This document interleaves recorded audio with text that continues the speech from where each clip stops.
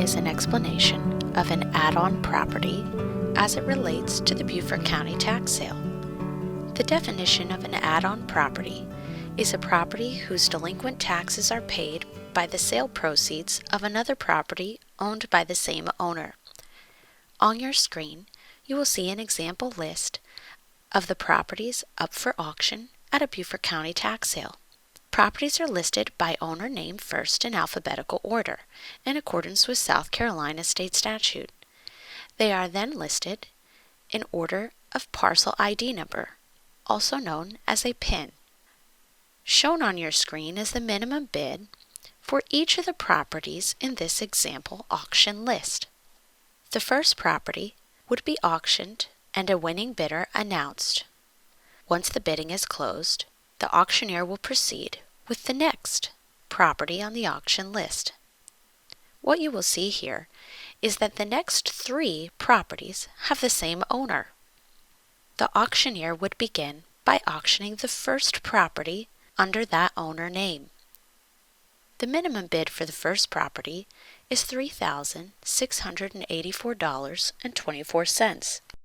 Once the bidding has opened on this property and the amounts grew higher, the auctioneer and the Beaufort County Treasurer's Office staff would monitor the dollar amount of that bidding. Let's say, for example, the winning bid was $7,000.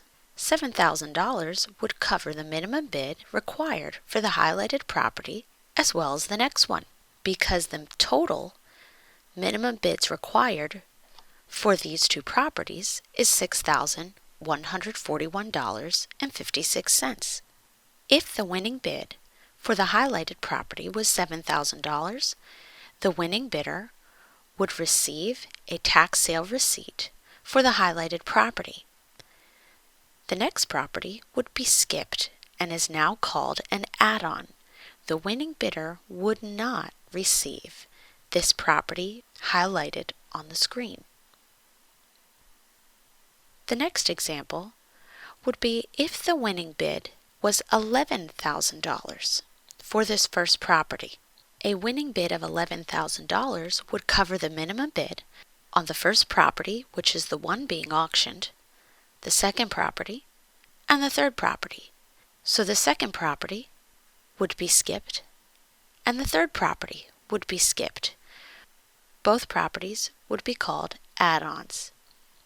The $11,000 bid would exceed the total minimum bids required for all 3 properties. It is important for our bidders to note that the winning bidder would only receive a tax sale receipt for the first property. In the next example, let's say the winning bid was $4,000 on the first property.